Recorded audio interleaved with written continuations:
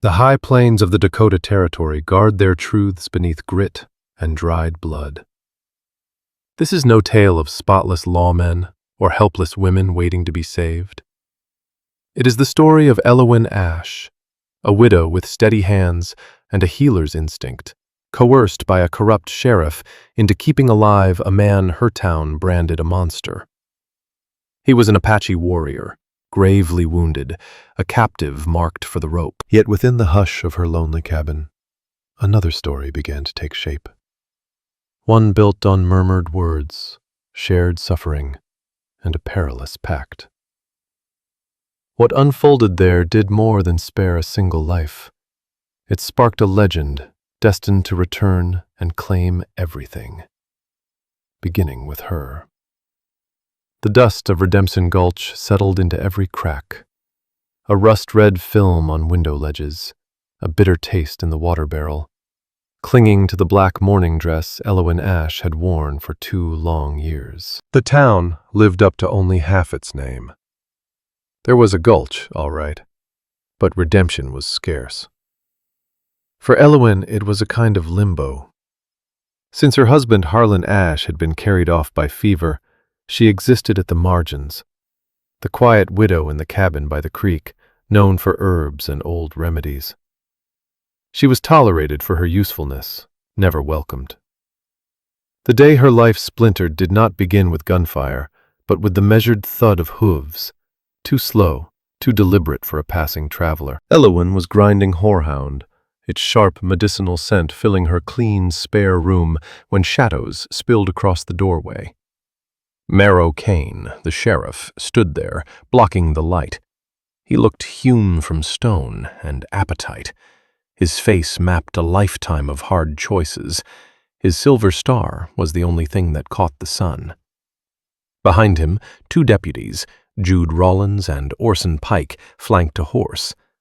Slumped over the saddle, wrists bound, hung a man, an Apache. His body bore the record of violence. A blood-soaked wrap knotted around his thigh, another dark with stain across his shoulder. Long black hair clung to his neck with sweat and dirt. Even unconscious, his presence pressed against the room, making the air hum. Kane's voice grated. "Get your things. You've got a patient."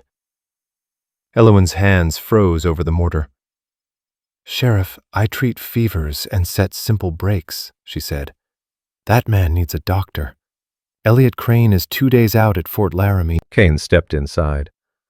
The room seemed to shrink around him. "I don't have 2 days. I need this one breathing." "What for?" The question slipped out before she could stop it. Kane's small, dark eyes narrowed. "He's my key. Name's Sacco. Led the war party that hit the Blackwood stage. We caught him. The rest scattered." His smile cut thin through his beard. "He knows where they went. He knows where they'll meet. He's going to talk." A heavy silence followed. Kane didn't want him healed. He wanted him alive, just enough to be broken. "I won't," Elowen said, barely louder than breath, staring at the bound figure, no longer a man in their eyes, just leverage. Kane took another step, hand resting on the butt of his Colt. "You misunderstand, Mrs. Ash. This isn't a request." "You're alone out here. I tolerate you because you were Harlan's wife. Tolerance is a thin rope." He gestured with his chin. "You'll keep him alive in your cabin until he's ready for a conversation. Rollins and Pike will stand watch.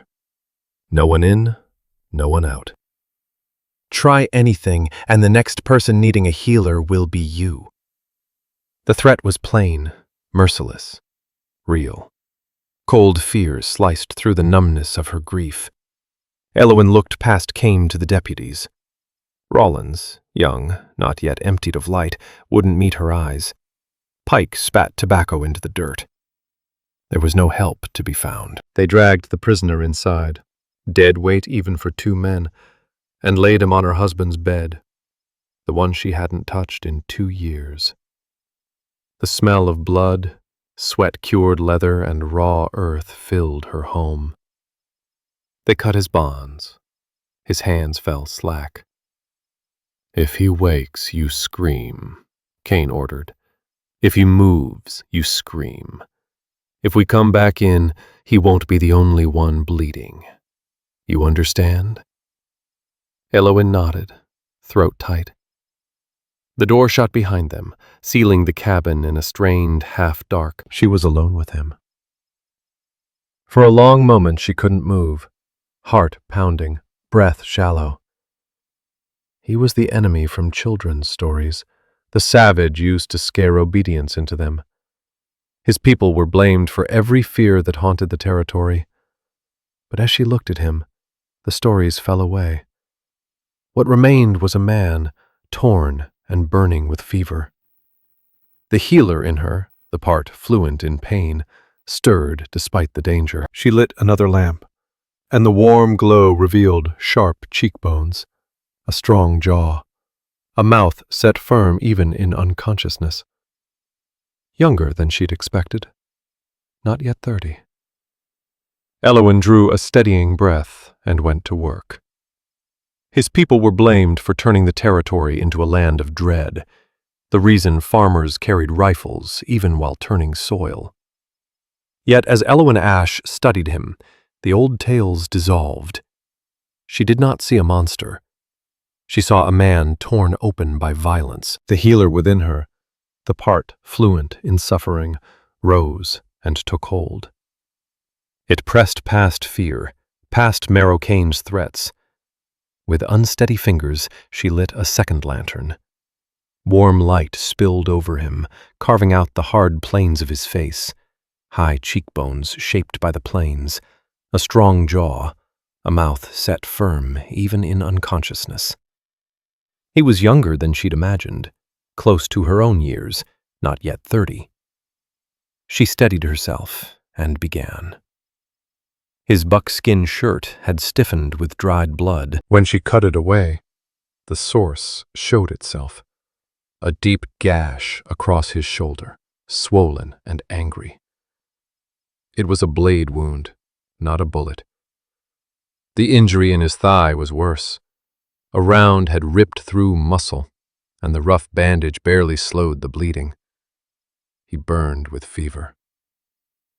Elowen gathered her tools, boiled water, clean linen, a salve of yarrow and comfrey.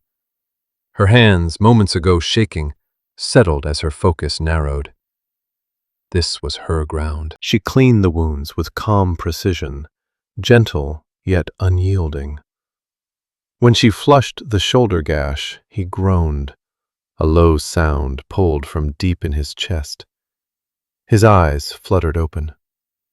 They were not the feral, hate-filled stare she'd been taught to expect. They were the color of wet earth after rain, clouded by pain, but clear. They found hers. For a single beat, everything else vanished. No cabin, no sheriff, no war party. There was only the thread between two people, one suffering, the other easing it.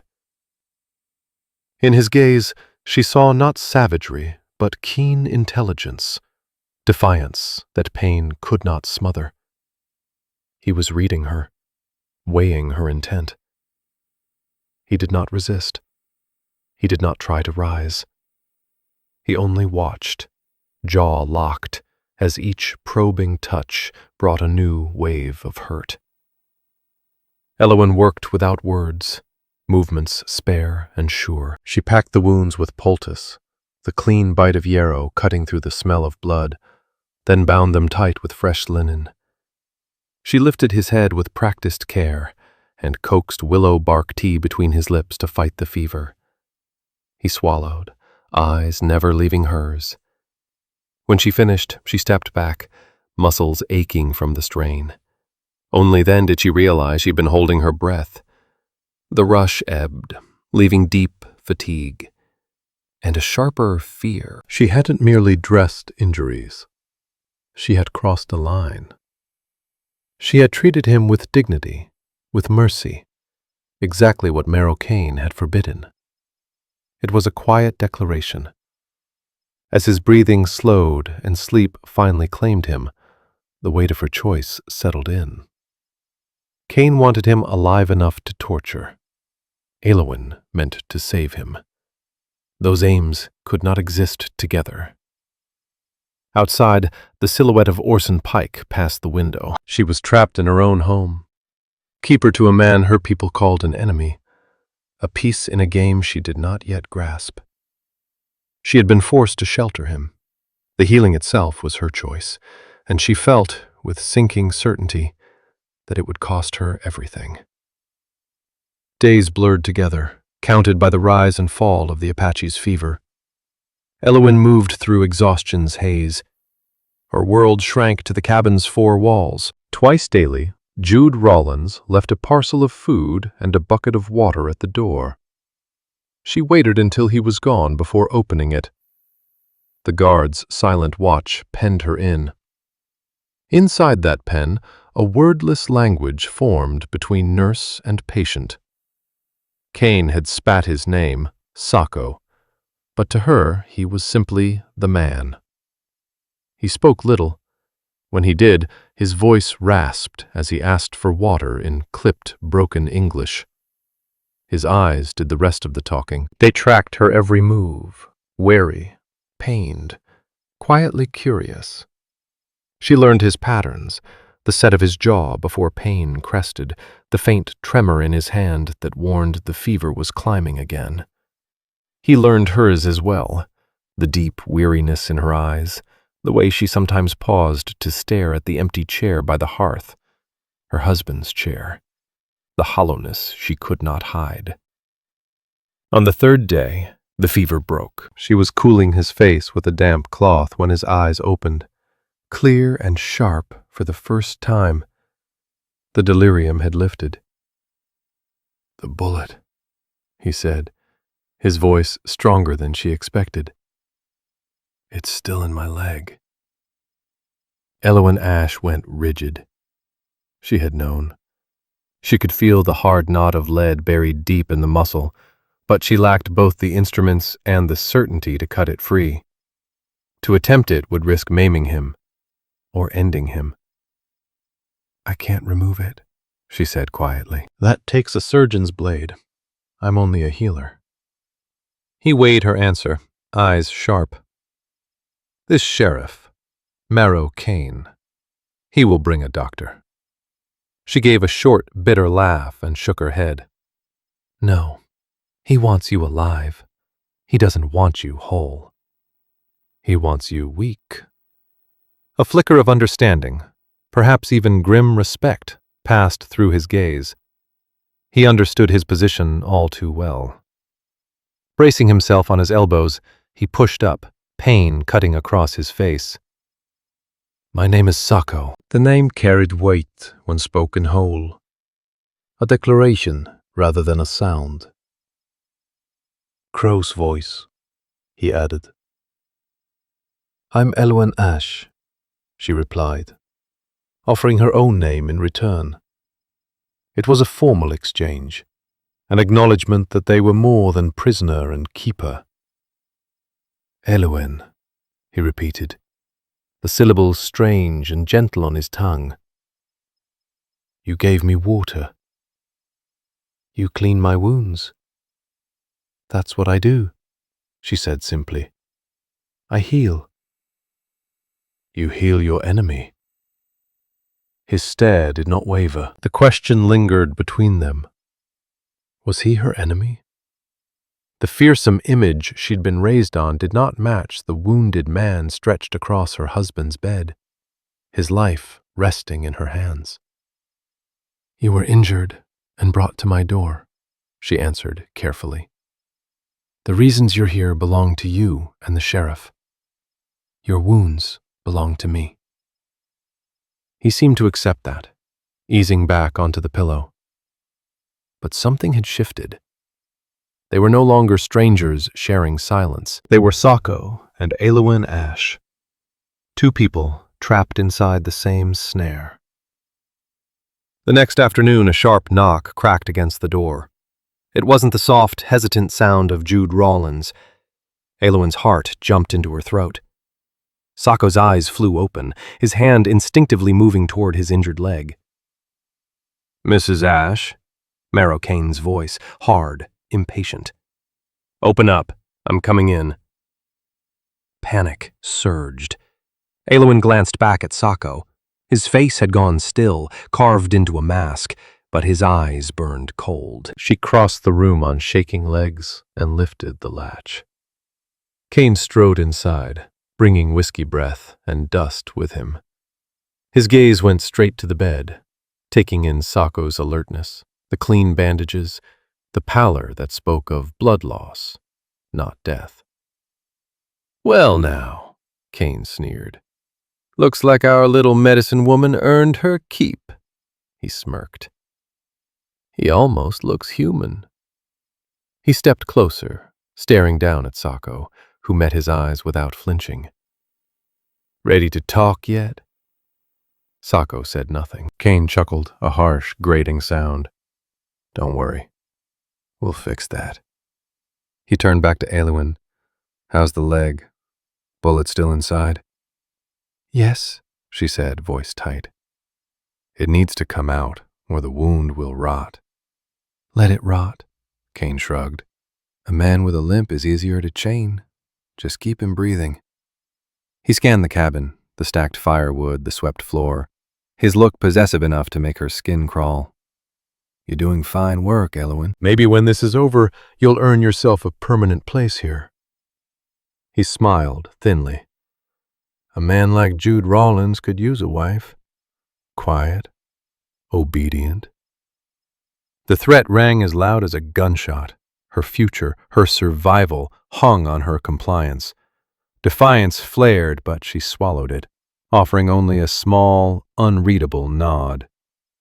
Satisfied, Kane turned to go. At the door, he paused. "Don't get ideas," he said over his shoulder. "Don't mistake open eyes for friendship. He'd cut you down without a blink." Then he jerked his chin towards Sacco. "And you?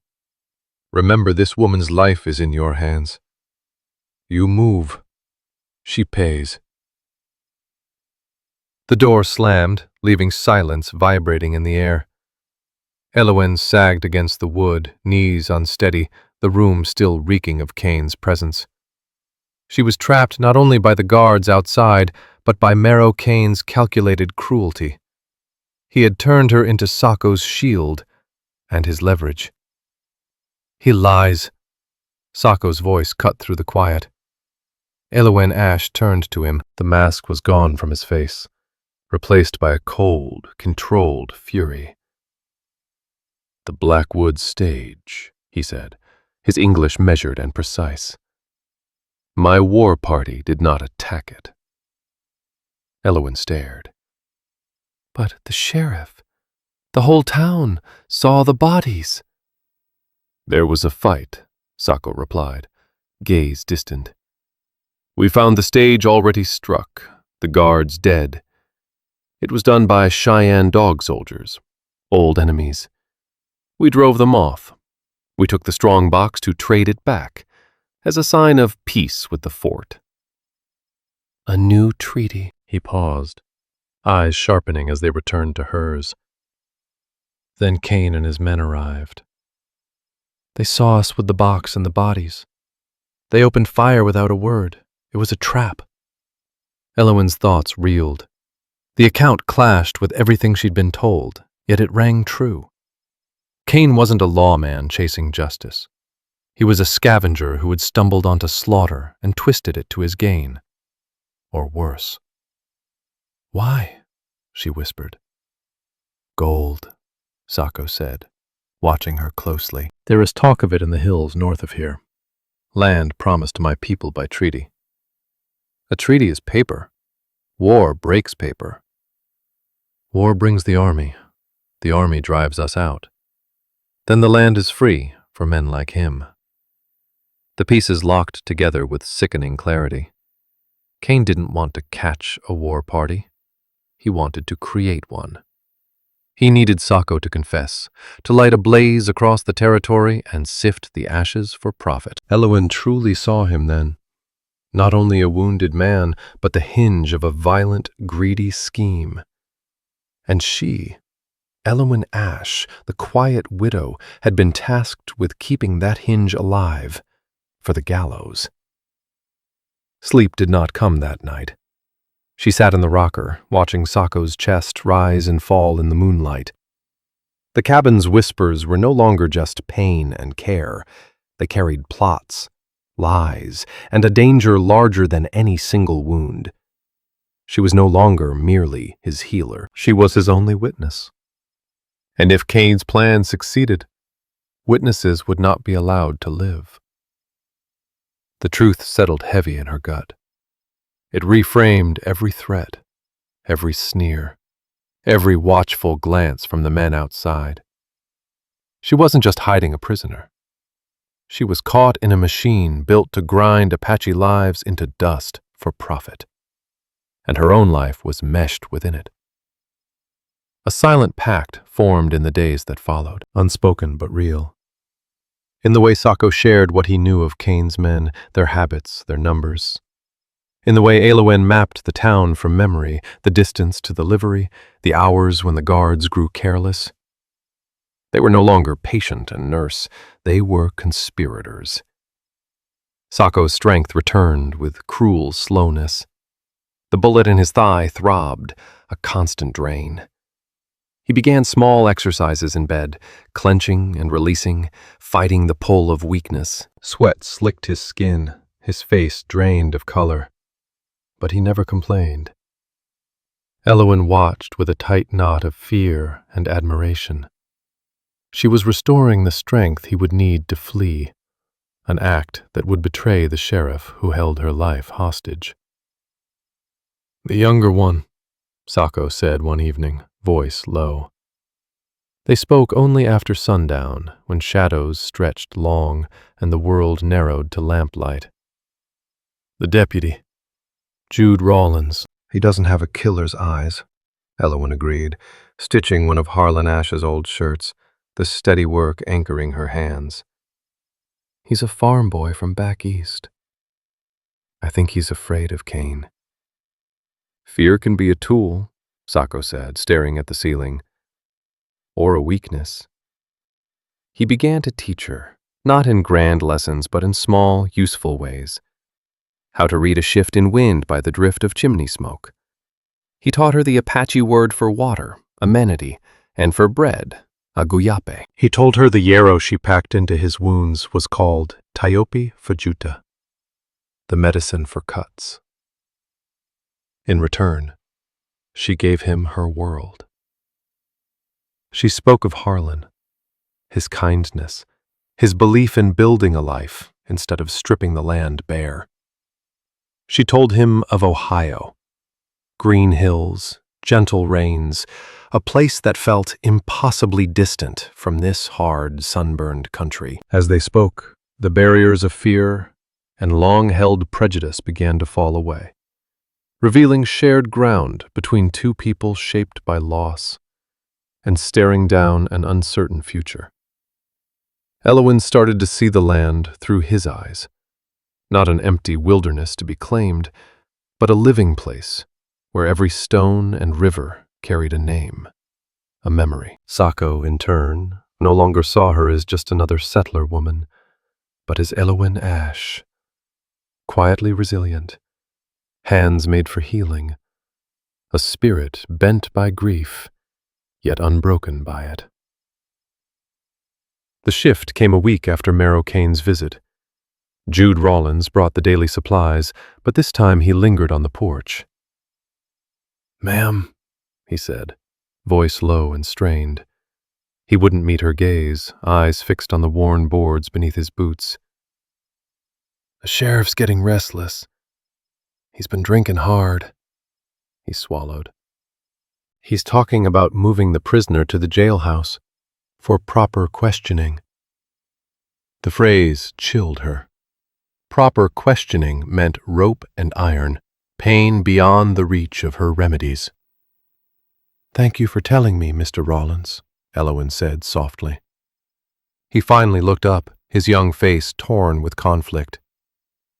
Elowen Ash was a good man. He wouldn't have stood for how Cain does things. Be careful, ma'am. He turned away before she could answer.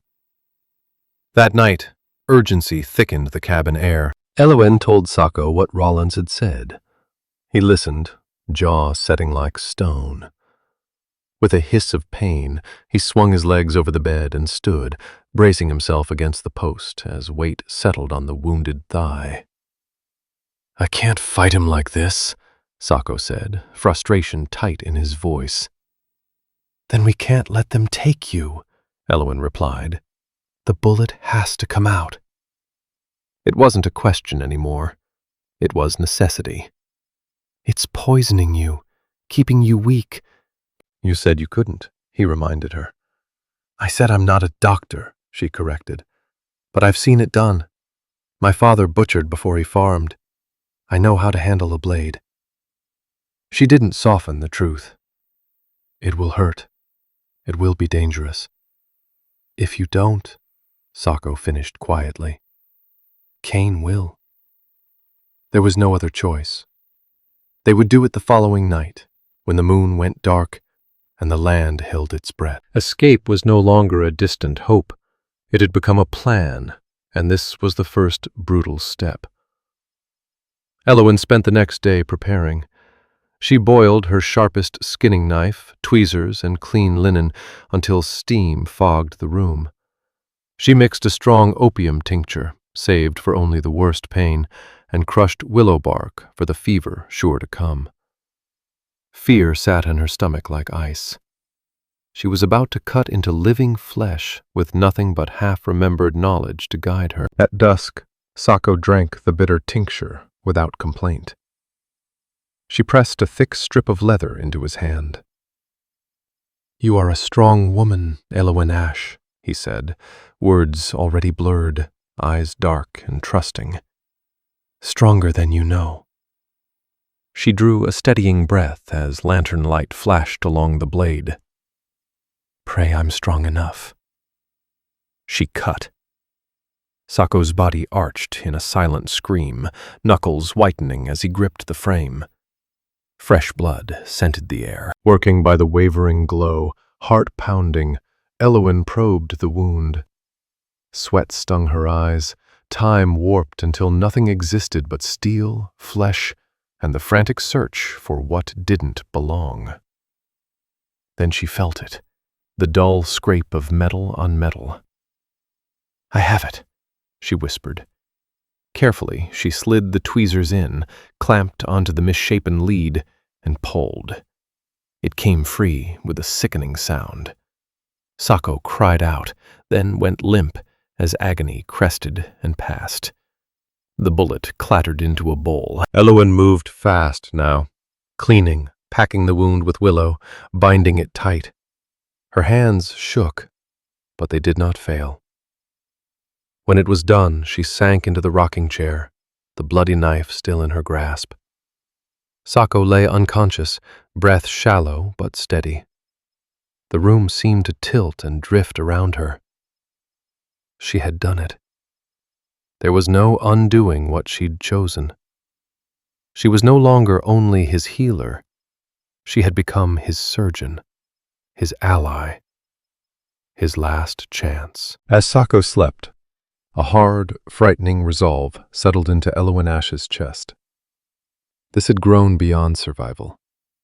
It was about justice now.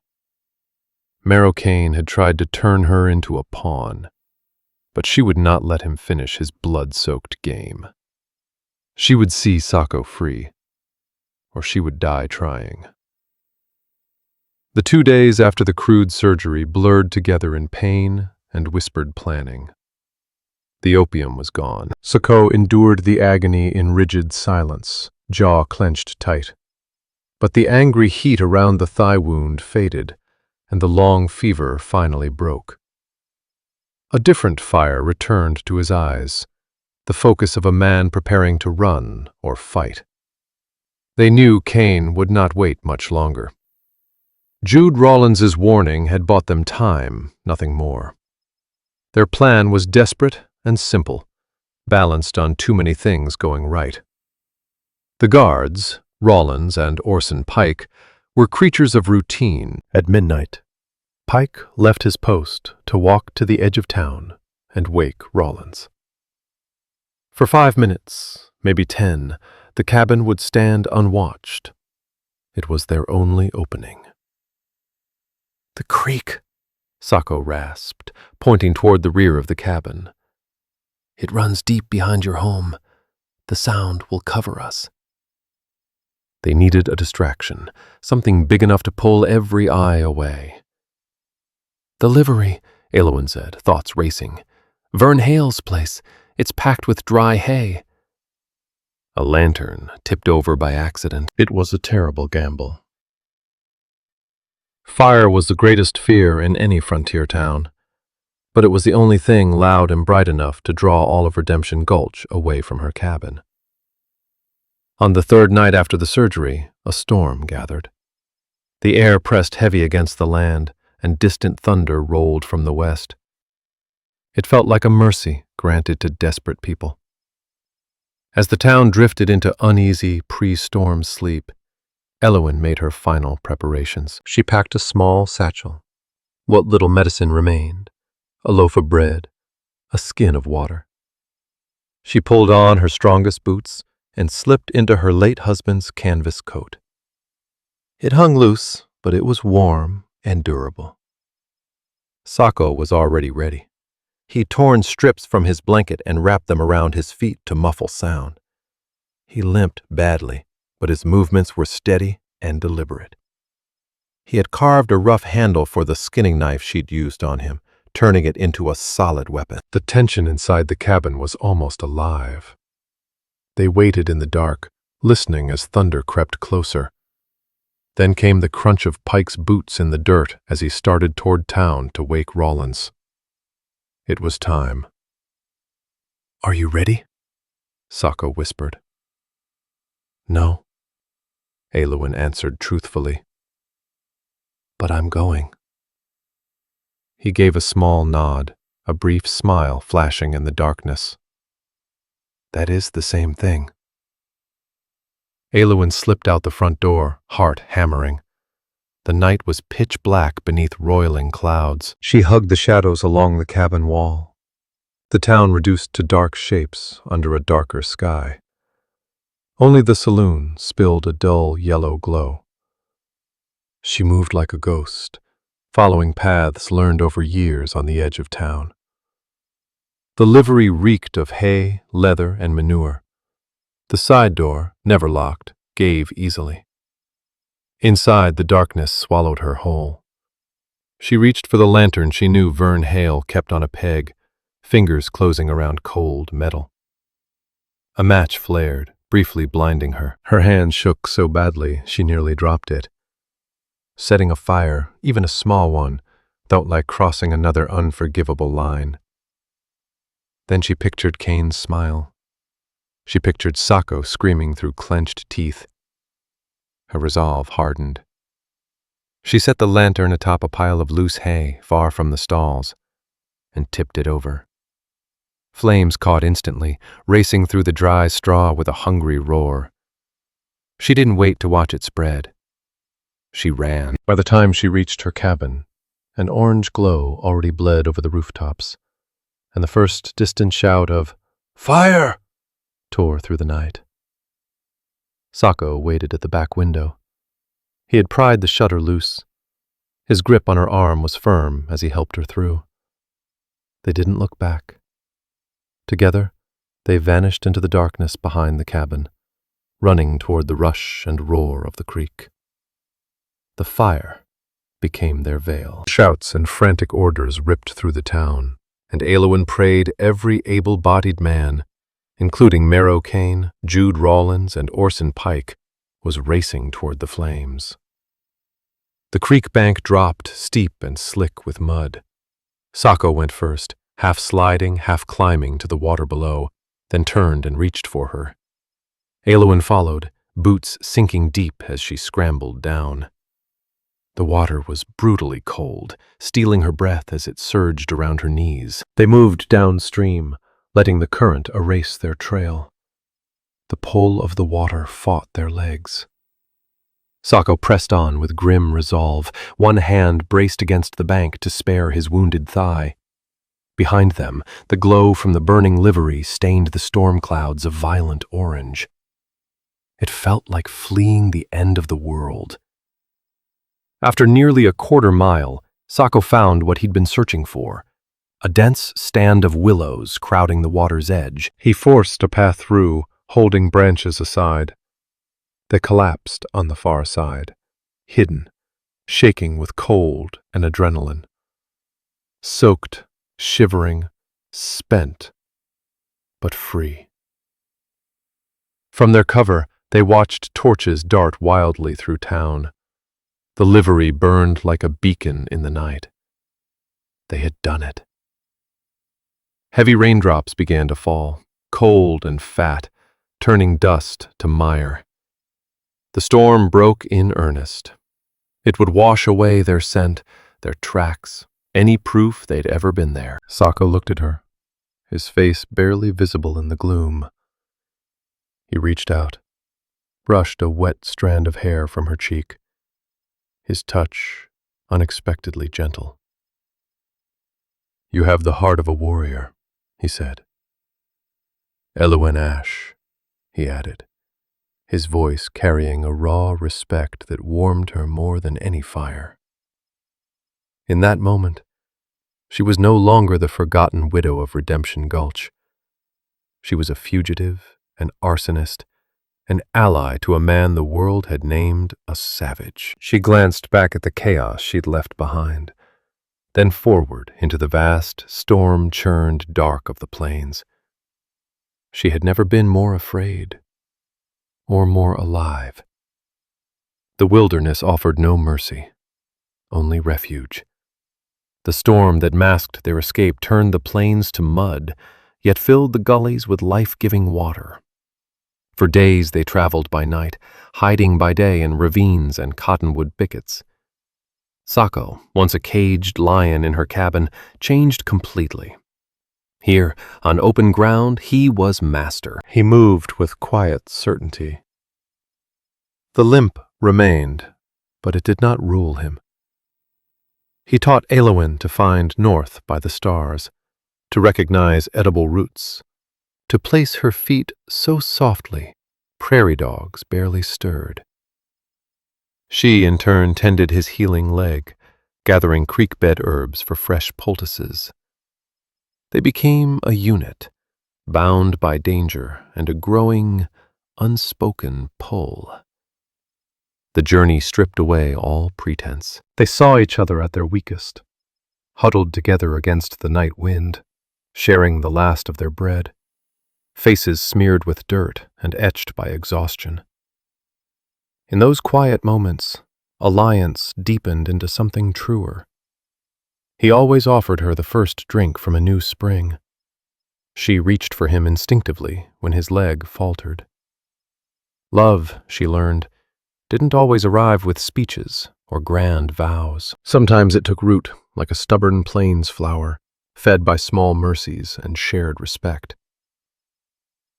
After a week, Sako found the signs he sought. A broken arrow shaft placed just so, stones arranged in a pattern along a hillside. He was guiding them to his people, not a great encampment, but scattered bands fractured by the army and the treachery of men like Cain. They reached the first group in a hidden canyon, a remnant of pride. Families, elders, women, and children, faces drawn by hunger and fear. Their leader was an old, weary man named Aaron. Suspicion shifted to astonishment when they recognized Sako, believed dead or lost. Sako did not speak first of his suffering. He spoke of the trap at the Blackwood stage, of Cain's scheme to seize their lands. He spoke of the woman, Elowen, who had saved his life at the risk of her own. Elowen stood beside him under a dozen assessing gazes. She was the enemy, a white woman, and also the one named as his savior. It was Sako's plan that changed everything. Cain expected raids, proof of the savagery he sold to others. Raids would summon the army, his true aim. "We will not fight his war," Sako declared, his voice carrying a new authority. "We will expose him." His legend did not begin with open battle, but with strategy. Scouts brought word that a government shipment, annuities of blankets, flour, and salt, was scheduled to arrive at the agency near the edge of the territory. It was guarded, but lightly. More troubling, a rival Apache band, led by a hot-headed warrior named Talek, planned to raid it out of desperation. Talek's followers distrusted Sako and believed violence was the only answer. Cain knew of the planned raid. Worse, he had encouraged it, feeding lies and promises through a mixed-blood traitor named Ira Vellum. An attack on government goods would shatter the last remnants of peace. The army would have its excuse for total war. Sako moved first. With a small group of warriors from Aron's camp, he did not strike the shipment. He intercepted Talek's war party instead. The confrontation was tense, two bands facing one another, weapons drawn, breath held. Instead of charging, Sako spoke. He laid bare Cain's design, showing how Talek was being used as bait. He named Ira Vellum as Cain's agent. Talek, proud and furious, rejected the claim. "You speak with the tongue of the white woman who walks beside you," Talek sneered. Then Elowen Ash stepped forward. Her heart pounded, but her voice held. She spoke not of treaties or gold, but of what she had witnessed. Cain's hunger. The way he talked about Apache lives as tools and leverage. She spoke plainly, and one of Aron's men translated her words. Coming from an enemy, her testimony carried a strange force. Still, Talek wavered. Proof arrived within the hour. Sako's scouts returned, dragging Ira Vellum, seized while riding to meet Cain's men, who lay in wait to save the shipment after the raid, ready-made witnesses to Apache aggression. Cornered, Vellum confessed everything. That day marked Sako's turning point. He had stopped a raid that would have sparked war, unmasked a traitor, and, most of all, saved Talek's warriors from slaughter. He showed that restraint could be stronger than rage. Humbled, Talek pledged allegiance. As the bands united, word raced across the plains. Sako was not dead. He had returned not only as a fighter, but as a leader with purpose. They called him Crow's Voice, one who chose a different path, who fought enemies with wit as much as with steel. Elowen watched the change with awe. The wounded man from her cabin became a figure spoken of with respect. He walked with new assurance. The limp remained, no longer a weakness, but a mark of survival. One night, seated by a fire at the heart of the growing encampment, he turned to her. Firelight traced the hard lines of his face. "In my world," he said softly, "a name is a path. I am Sako, Crow's Voice, but you have no name among us." He took her hand, his scarred and strong, hers smaller yet steady. "They call you the White Healer," he said. "That is what you do, not who you are." "I call you Wiawa Changte, my heart. You saved the heart in my chest, and you have taken it." He kissed her, not with urgency, but with depth, sealing a bond forged through pain, fear, and shared deliverance. Under the vast Dakota sky, she understood she was no longer merely running beside him. She was home. Yet the story was unfinished. A legend once born must be tested. And the man who had unwittingly shaped it, Marrow Kane, still ruled Redemption Gulch, certain his enemies were gone. Autumn winds swept the plains, carrying pine and the promise of snow. Sacco's encampment swelled. Families emerged from hiding, warriors weary of futile raids, leaders drawn to a new hope. He was no longer a fugitive, but the center of a fragile unity, a reborn Apache nation in exile. But their strength was thin. Winter loomed, and worse, the lie of the Blackwood stage remained. In army ledgers at Fort Laramie, Sacco and his people were still branded murderers. The falsehood was a slow poison.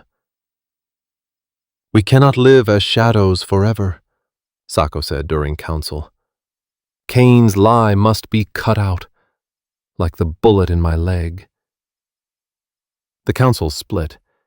Many, including Talek, urged a direct strike on Redemption Gulch, to burn it, as Elowen had burned the livery. "An eye for an eye leaves everyone blind," Sacco said, his tone steady and unyielding.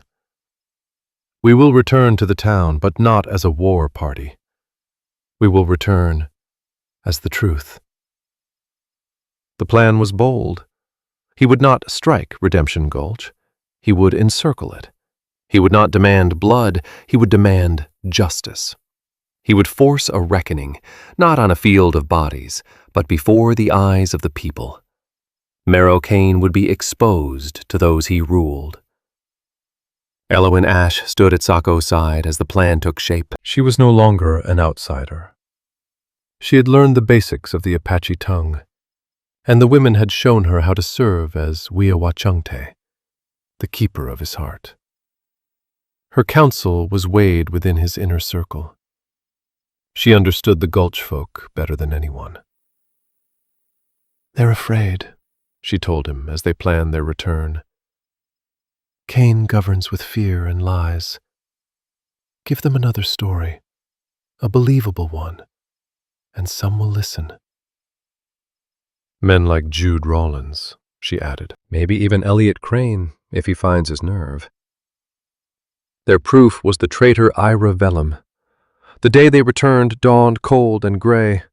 100 warriors rode with Sacco, painted not for war, but for solemn right. They did not charge with cries. They appeared from the hills like spirits, taking quiet, watchful positions along the ridges above town. The main road in and out was closed. It was a siege of presence, not violence. Panic rippled through Redemption Gulch. Rifles were snatched up. Women and children hurried indoors. Doors barred. Windows shuttered. The town held its breath. Sheriff Kane, flanked by Orson Pike and a visibly shaken Rawlins, rode to the edge of town, bluster masking fear. He had believed Sacco dead. One problem buried. Seeing him alive, commanding a disciplined force, jolted Kane hard enough to show even at a distance. Sacco rode forward, with Elowen at his side and Talek on his other flank. They stopped 100 yards away, distance made deliberate. Sacco held a length of rope. Ira Vellum was tied at its end. "Sheriff Kane," Sacco called. The crow's voice carried on the wind, clear, commanding, shaped for wide open spaces. "You have been telling stories about me." Kane's hand slid to his gun. "Looks like the coyotes let their pet savage loose. You're wanted, Sacco. You and your band of murderers surrender now, and I'll see you get a quick hanging."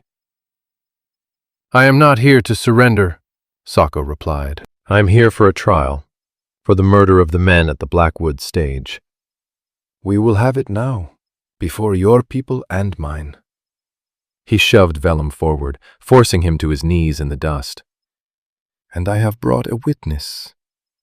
Confusion rippled through the armed townsmen behind Kane. The bound traitor, known to many, shattered the simple tale they had been fed.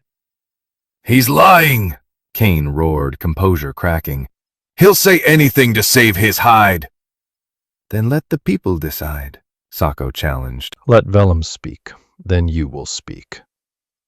"And then I will speak," Sako said. "We will let the truth stand in the sun."